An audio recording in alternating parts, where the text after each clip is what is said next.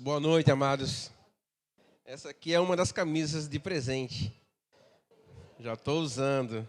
As outras, de fato, não serviram. Fui lá na loja para trocar sexta-feira. A menina me olhou assim: ô moço, é muito pano. Mas ela me garantiu que na quarta-feira vai chegar uma remessa nova e vai vir algumas do meu tamanho. Glória a Deus por isso, né? Mas não é fácil realmente achar roupa para mim, não, velho. Tem que garimpar. Glória a Deus. Eu quero convidar os amados a abrirem suas Bíblias no Evangelho de João, capítulo 20. Nós vamos ler do verso 1 até o verso número 18. Texto muito lindo.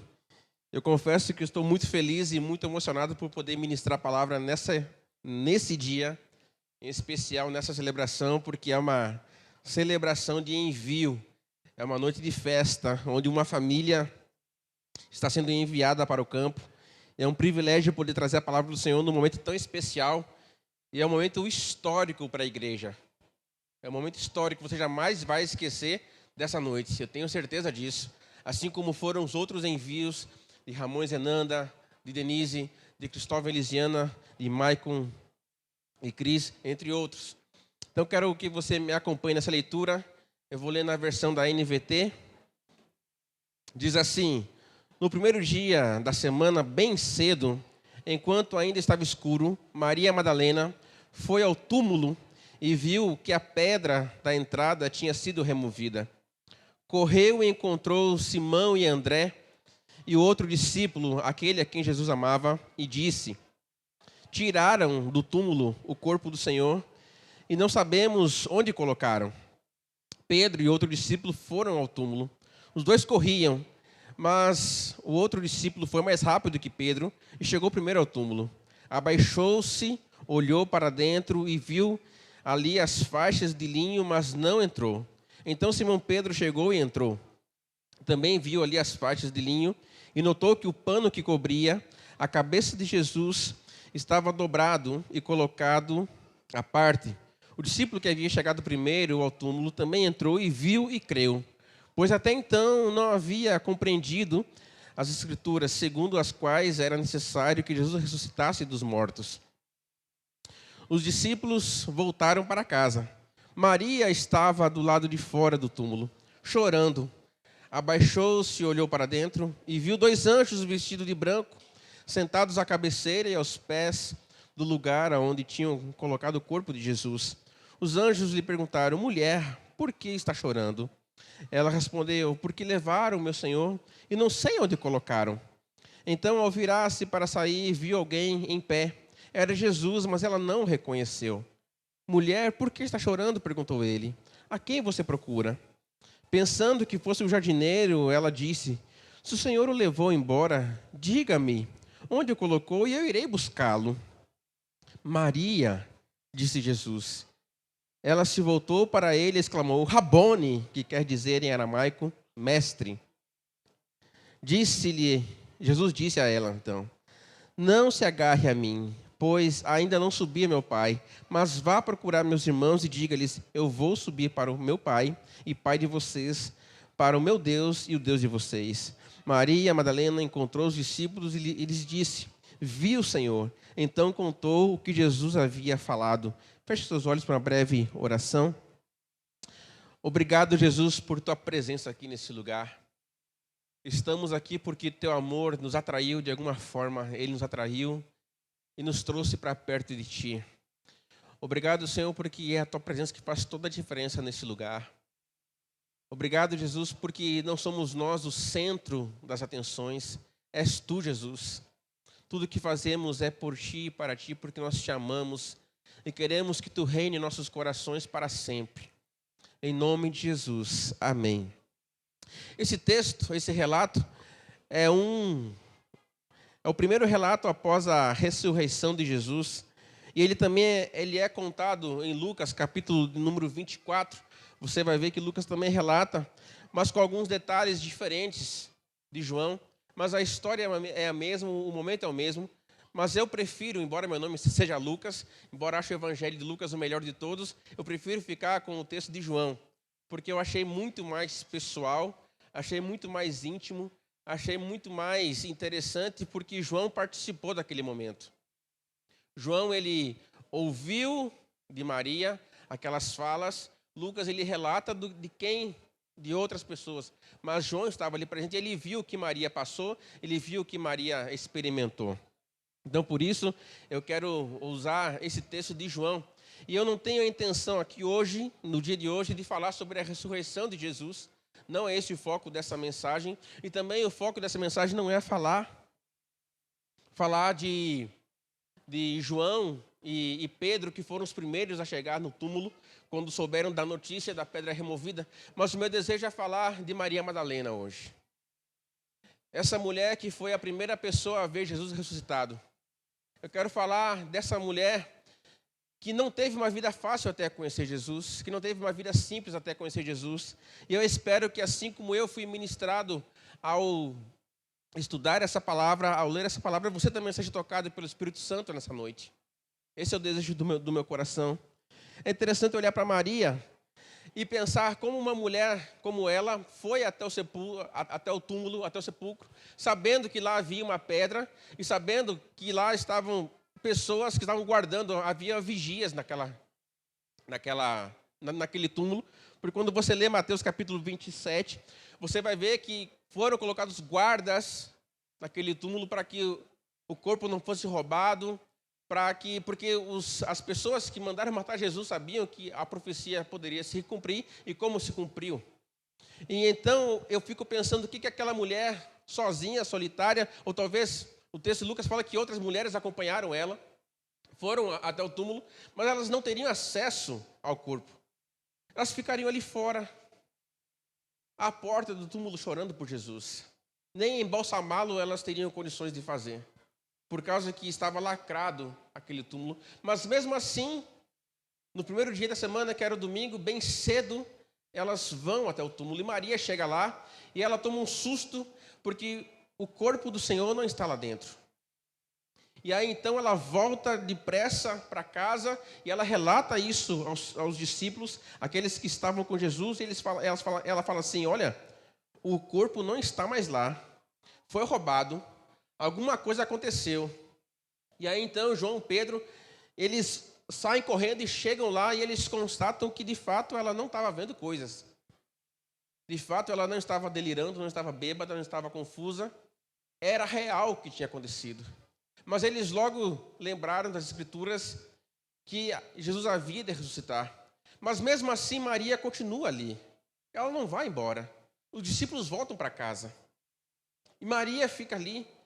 E aí quando eu olho para essa atitude de Maria, eu olho para Maria, eu fico pensando o que fez aquela mulher, ainda assim, conhecendo as Escrituras, mas não lembrando. Eu tenho certeza que ela não lembrou na hora do que Jesus havia dito anteriormente. E ela fica ali chorando, e seu coração está desolado, ela está completamente ali desamparada. Eu posso até compará-la a uma mãe que perdeu seu filho. Eu posso até compará-la à dor. Então ela está sofrendo luto. Quem aqui já perdeu um ente querido sabe muito bem do que eu estou falando. Maria está sofrendo um luto porque ela perdeu alguém muito especial. E aí eu fico meditando nisso, como Maria fica ali, sendo que Jesus não era um parente para ela. E eu começo a aprender algumas coisas na atitude dessa mulher. Que Jesus não era apenas um líder espiritual para ela. Jesus não foi um guru, não foi uma espécie de guia espiritual para ela. Jesus era muito mais do que isso para Maria. Jesus não foi apenas alguém que fez uma boa ação, que fez uma caridade para Maria. Pelo contrário. Pelo contrário. Quando você olha a história de Maria, lá em Lucas capítulo 8, você vai ver um detalhe interessante, que Maria, ela era atormentada por 7 demônios. Então você já pode imaginar que tipo de vida passada Maria tinha. Não era uma vida fácil, não era uma vida tranquila, não era uma vida comum como os outros pescadores, como os outros discípulos que eram pescadores, que tinham uma vida normal, uma vida comum. Não, Maria tinha uma vida diferente, porque ela era aprisionada, ela era atormentada. Então você pense que não era uma vida fácil. Aí então, querido, quando ela chega no túmulo e ela não vê o corpo de Jesus, aquilo para ela tem um significado muito grande e muito pesaroso, porque ela não encontra ali o corpo daquele que a salvou. Ela não encontra no túmulo o corpo daquele que a libertou. Ela não encontra ali no corpo, ali o corpo daquele que um dia a tirou daquela prisão infernal na qual ela vivia. Então, quando ela não vê Jesus ali, toda a sua história passa diante dos seus olhos. Era como se o amor da sua vida tivesse desaparecido. E Maria então começa a chorar de forma tão compulsiva, tão desalentada ela está, que nem a aparição de 2 anjos foi capaz de assustá-la. Os anjos falam com ela, e ela fala assim: levaram o corpo do meu Senhor e eu não sei aonde ele está. A sua dor é tamanha, porque aquele que deu o propósito da sua vida não está ali. Ela queria prestar sua última devoção, embalsamando Jesus, passando perfume, fazendo alguma coisa. Isso me encanta, porque nem a morte é capaz de apagar o que Jesus faz na vida de uma pessoa.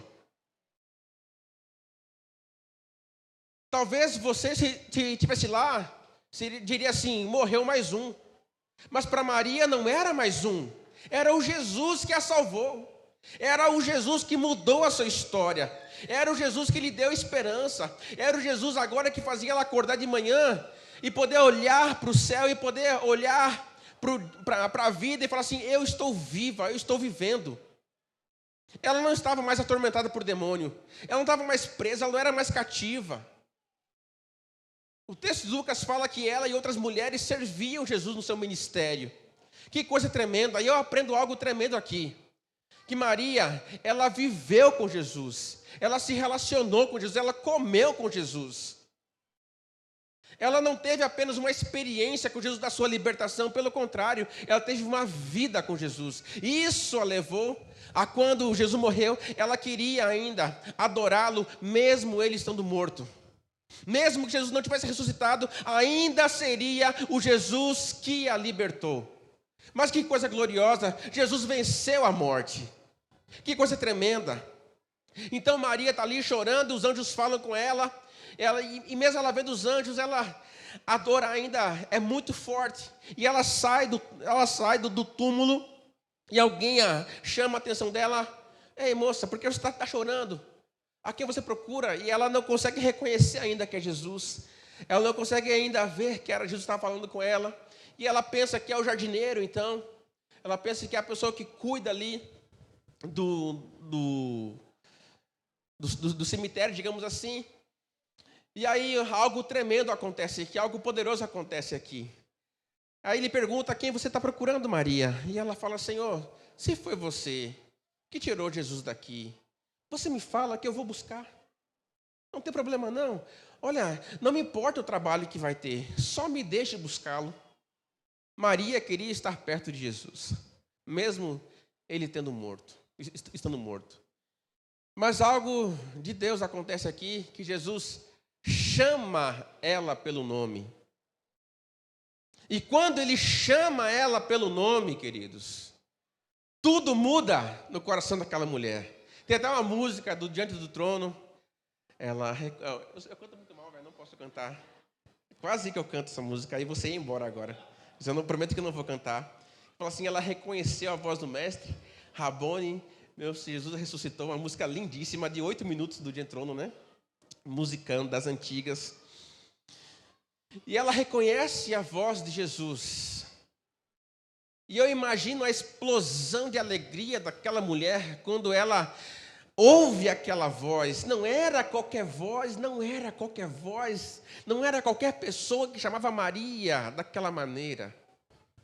Isso que eu quero que você entenda hoje. Jesus chama você pelo nome. Jesus conhece você. Jesus sabe quem você é. E Ele vai chamar você pelo nome.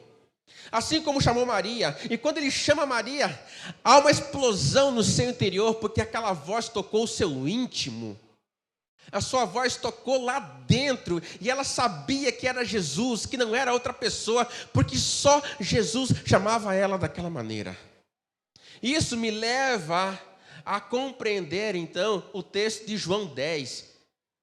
João 10, capítulo 10, versículo 3 e versículo 4. E aí eu consigo compreender essa riqueza. O porteiro lhe abre a porta e as ovelhas reconhecem sua voz e se aproximam. Ele as chama, suas ovelhas, pelo nome e as conduz para fora. Depois de reuni-las, vai adiante delas e elas o seguem porque conhecem a sua voz. Maria reconheceu a voz do seu Senhor. E aí o texto fala que Jesus diz assim: olha, não me agarre, não me detenha. Eu imagino que Maria deve ter pulado nele, deve ter agarrado ele, deve ter prendido ele. Falou: mulher, pelo amor de Deus, pare com isso. Mas eu penso a alegria dessa mulher em ver Jesus ali. E Jesus dá um recado: olha, você volte para casa, vá lá, anuncie aos meus irmãos que eu vou subir para o meu pai. Então ela volta e ela conta para os discípulos o que tinha acontecido. Amados, há uma riqueza nesse texto. Eu não quero entrar aqui e não vou entrar em questões teológicas desse texto, mas eu quero falar da preciosidade que é da relação com Jesus. Amados, Jesus é um Deus de relacionamento, é um Deus de proximidade, é um Deus de intimidade, que conhece o meu e o seu coração, que chama a mim e a você pelo nome, que não nos compara com a multidão. Você vê Jesus o tempo todo, ele está falando às multidões, mas quando ele vai falar pessoalmente, ele chama pelo nome. Os discípulos, ele chamou aqueles que ele quis. Ele não fez um peneirão, como fazem os times de futebol. Não, ele não fez um peneirão, ele chamou quem ele quis para estar com ele. Ele trata cada um de forma pessoal. Você vê todas as tratativas dele com pessoas na Bíblia, todas foram a nível pessoal. Você vai lembrar daquela mulher que tinha um fluxo de sangue, quando ela é curada. E aí, todo mundo toca em Jesus. Só que Jesus para assim: ó, alguém me tocou, eu sinto que alguém me tocou. Aí os discípulos não estavam na mesma sintonia que Jesus, não estavam na mesma frequência que Jesus. Ô Jesus, pelo amor de Deus, está todo mundo te tocando, você vem falar, alguém me tocou? Não, alguém me tocou diferente, porque de mim saiu o poder. Então Jesus está ali esperando, porque ele sabe que uma pessoa de fato o tocou com interesse e com fé genuína. E aí aquela mulher, não podendo mais se esconder, não podia mais se conter por causa do seu milagre, ela fala, ela se manifesta, porque Jesus sabia quem era ela. Amado, Jesus, ele quer se relacionar com cada um de nós. Não existe vida com Jesus sem relação com Jesus. Não existe vida com Jesus sem relacionamento com Jesus. Não existe uma vida com Jesus tendo uma vida contemplativa. Um amor platônico por Jesus. Não, Jesus, eu te amo, mas você lá e eu cá. Não existe isso. A vida com Jesus é uma vida pessoal. É vida na vida, como ele fala muito aqui. Porque se Jesus não estiver em mim, eu não o tenho, porque aquele que não comer da sua carne e não beber do seu sangue não tem parte com ele. Quinta-feira nós tivemos ceia do Senhor aqui, e só participa da ceia quem é salvo, quem é filho. E quem não participa não tem parte com ele. É por isso que Maria, quando ela faz o que faz, aqui no texto que nós lemos, nós conseguimos compreender o que aconteceu com ela. Ela não viveu uma vida de aparência com Jesus. De fato, ela era chegada, ela era próxima a Jesus. Porque Jesus, de fato, havia entrado na vida dela e havia feito uma transformação em sua vida. Havia mudado por completo a sua história. E Maria não ia esquecer disso jamais. Porque ela encontrou o Jesus dos relacionamentos. A verdade é que Jesus, ele dá de si na relação comigo e com você. Porque cá para nós, sejamos honestos, o que temos de bom? O que temos de valor que podemos trocar com Jesus? O que há de valioso em você que você possa usar como moeda de troca por Jesus? Nada que façamos é suficiente para chegarmos a Ele e falar assim, você me dá tanto e eu lhe dou tanto. A nossa justiça é como trapo de imundícia. Todo bem que fazemos não vale nada. Mas Ele dá discípulo completo. Como nós estudamos essa semana, nosso esboço, trocando os nossos fardos. Rapaz, que palavra poderosa, que palavra tremenda. Quando nós olhamos Mateus capítulo 11, versículo 28, até o verso 30, que foram usados no esboço. Venham a mim todos vocês que estão cansados e sobrecarregados, e eu lhes darei descanso. Tomem sobre vocês o meu jugo. Dizem que deixem que eu lhes ensine, pois sou manso e humilde de coração, e encontrarão descanso para a alma. Meu jugo é fácil de carregar, e o fardo que lhes dou é leve. Veja, é Jesus que dá de si para mim e para você. Eu tenho certeza que você tem percebido isso, ou se não, é melhor você se ligar. Mas ultimamente nós estamos falando muito sobre Jesus e os relacionamentos, Jesus e o relacionamento. As últimas macros, os últimos esboços. Jesus está chamando a mim e a você para uma proximidade de vida. Não apenas adquirir conhecimento, mas adquirir uma vida de relacionamento. Porque conhecimento é muito fácil adquirir. Você compra vários cursos muito bons de teologia na internet. Mas vida, meu amigo, você só adquire vivendo com Ele. Experiência com Jesus você só adquire experimentando Ele. A minha experiência de vida pode motivar você, mas jamais você poderá usá-la como sua experiência. A minha vivência com Jesus pode motivá-lo a querer viver com Ele, mas jamais vai substituir a sua vivência. A vida com Jesus é que faz toda a diferença. É bem verdade que existem pessoas que elas se acham donos da verdade. Elas se julgam superior aos outros. Elas são juízes de tudo e de todos. Enche a boca para falar, comigo é assim. Eu falo mesmo, dou a quem doer. Eu falo na cara porque eu sou sincero. E eu só falo a verdade. Comigo é assim. Sério que você só fala a verdade? Sério que você é sincero? Porque se você andasse com a verdade, você seria manso e humilde de coração. Porque é o que a verdade é. Jesus é manso e humilde de coração. Então a verdade é manso e humilde. A verdade não é arrogante. A verdade não é orgulhosa. A verdade é manso e humilde. Jesus, Ele dá da sua presença para mim e para você. O descanso está em sua presença. Como o esboço também fala que o descanso não é uma pílula, é um resultado. E de fato, é o resultado de uma permanência. Você descansa enquanto permanece nele. Salmo 91, verso 1 e verso 2. Talvez você tenha até a Bíblia aberta na sua sala, na sua estante. Nesse salmo diz assim: aquele que habita no abrigo do Altíssimo encontrará descanso à sombra do Todo-Poderoso. Isto eu declaro a respeito do Senhor. Ele é o meu refúgio, meu lugar seguro. Ele é o meu Deus e nele confio. Salmo 84, verso 10. Um só dia em teus pátios é melhor do que 1000 em qualquer outro lugar. Prefiro ser porteiro na casa do meu Deus a viver na morada dos perversos. Amados, o descanso do Senhor está em sua presença. Fora dele não há vida. Fora dele não há esperança. Fora dele não há salvação alguma. Fora dele não temos nada. Nada. É por isso que Maria chora à porta do sepulcro. Levaram o seu Senhor. Levaram o amor da sua vida. Levaram o seu Salvador. Levaram aquele que a ressuscitou, aquele que o tirou do vale de ossos secos.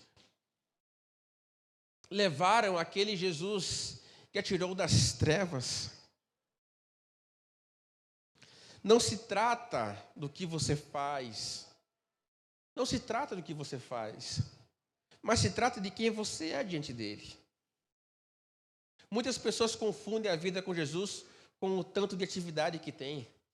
E isso é um erro que pode levar você para o inferno. E não sou eu que estou inventando isso. É o que a Bíblia diz.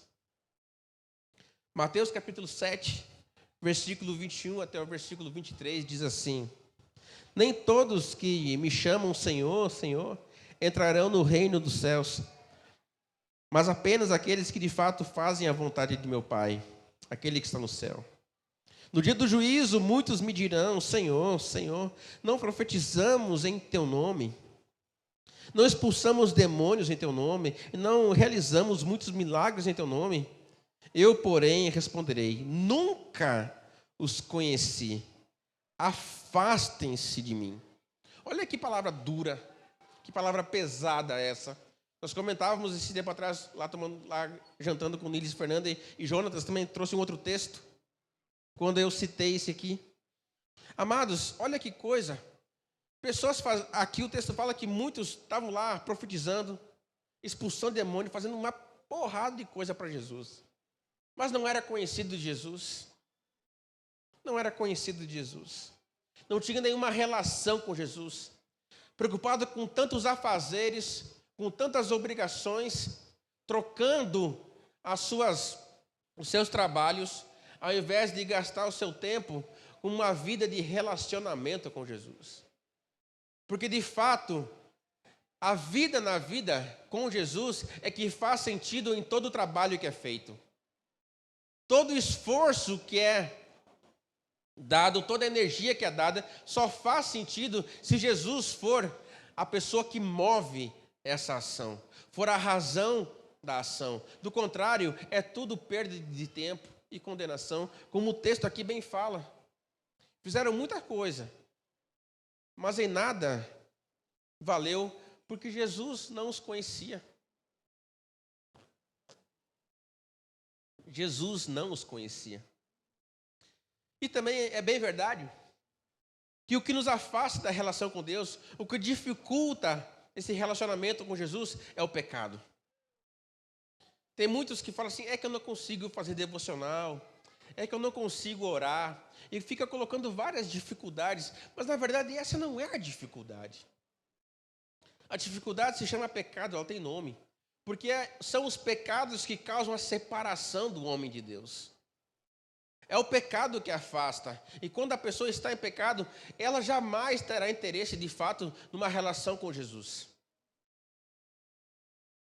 Demais ela terá interesse em um relacionamento, sabe por quê? Porque Jesus é santo. E Jesus e o pecado não andam juntos. Jesus e o pecado não cria liga, não cria conexão. E aí, Lucas, mas Lucas, que pecado? O que você está querendo dizer com isso? O pecado do orgulho, o pecado da inveja, o pecado de um coração endurecido, o pecado de um perdão não liberado, de uma mágoa guardada. Valoriza a mágoa, um vício. Pessoas valorizam mais o vício do que a Deus. O problema do vício é esse. É que eu não quero deixar esse pecado porque ele me faz tão bem. Cria-o como um animalzinho de estimação. Então valoriza muito mais o prazer do que a presença de Jesus. E não consegue largar o vício. E aí então coloca desculpa em N fatores, inclusive na própria família. Mas na verdade é o pecado que está ali habitando e impede-nos de ter uma relação com Jesus. Mas deixa eu falar um negócio muito bom para você. Deixa eu falar uma boa nova, porque hoje é dia de proclamação de boas novas. Hoje é dia de boas notícias. Jesus, ele veio para desfazer a obra das trevas. Jesus veio para aniquilar o poder do pecado, para que você pudesse se achegar até Jesus. Que coisa poderosa isso, amados. Que coisa tremenda isso. O que Deus mais quer é que nos acheguemos a Ele, mas tem um pecado que nos impede. Aí Ele então manda a solução, Jesus.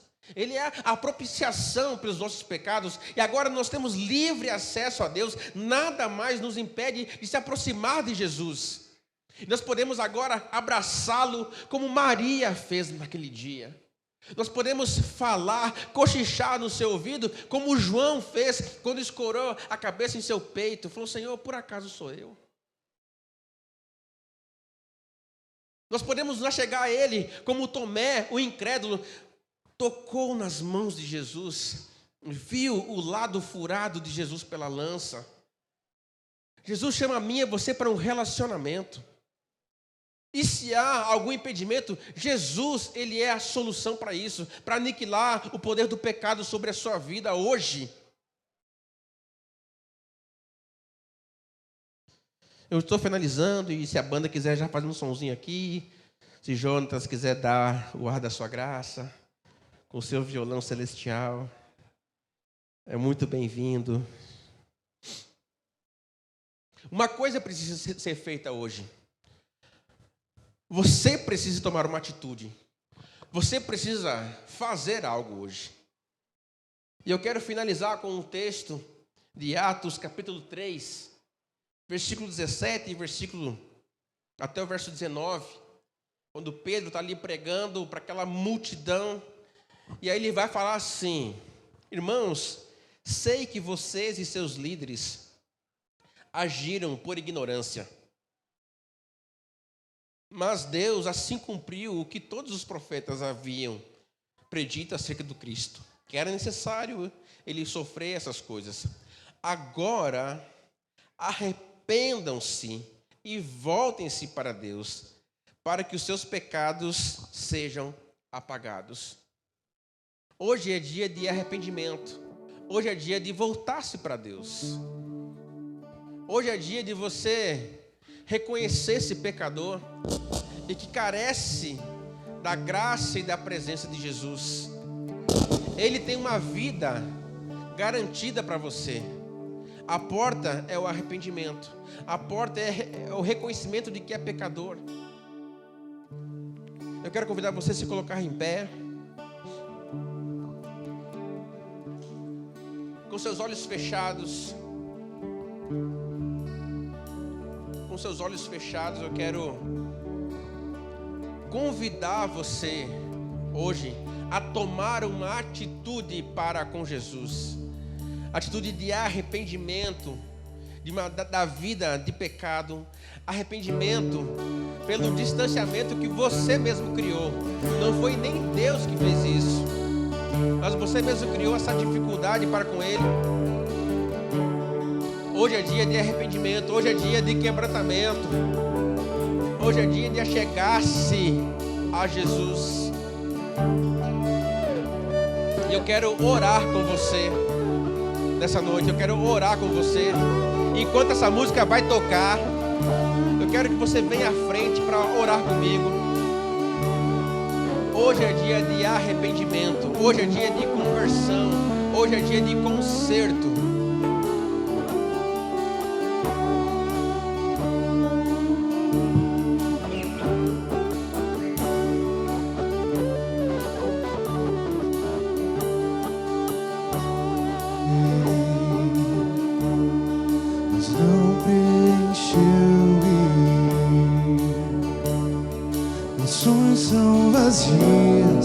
Tesouros que um dia se consumarão.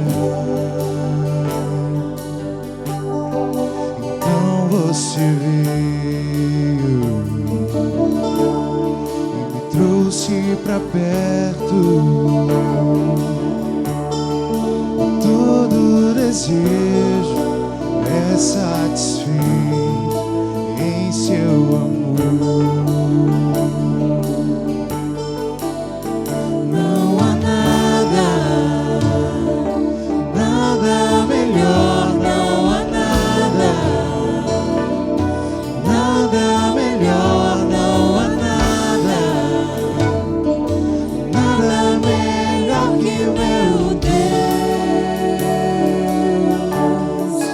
Não tenho medo.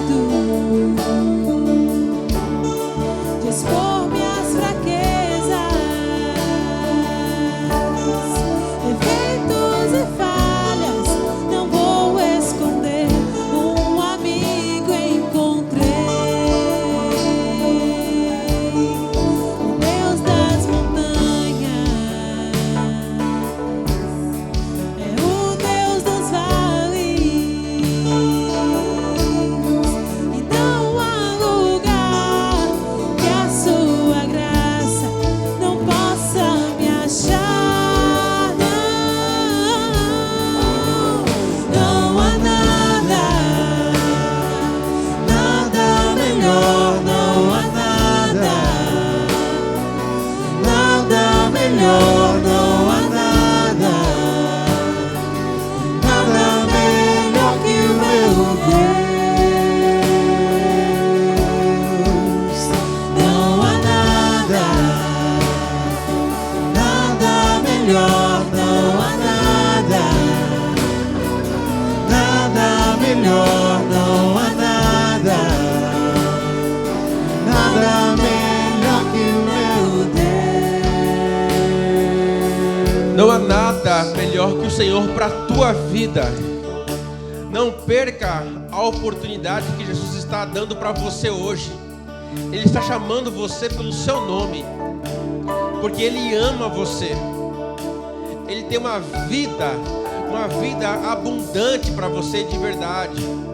Não é uma ficção, não é um sonho, não é um desejo, é uma verdade, uma realidade. Não perca a oportunidade de se aproximar de Jesus, de sentir o seu coração bater com o dele, de ouvir a sua voz, de conversar com Ele. Jesus, nós te amamos porque Tu nos amou primeiro. Não merecíamos isso, merecíamos a condenação, mas o Teu amor nos alcançou e nos salvou e mudou o nosso destino. Tu nos dá esperança, Tu renova em nós a alegria da salvação. Em Ti estamos salvos, em Ti não há condenação alguma. Obrigado, Jesus. Obrigado porque você vive em nós e Teu Santo Espírito nos conduz ao caminho reto, ao caminho de amor, ao caminho de verdade, ao caminho de alegria, ao caminho de acerto, ao caminho, Senhor, onde amamos de fato a quem está do nosso lado, Jesus. Obrigado porque em Ti nossa alma é realizada, em Ti nos alegramos, porque de Ti nós comemos, de Ti nós bebemos. Tu nos enche de energia, Jesus. Tu és a razão da nossa vida. Quer vivamos, quer morramos, somos Teus. Somos Teus, Senhor.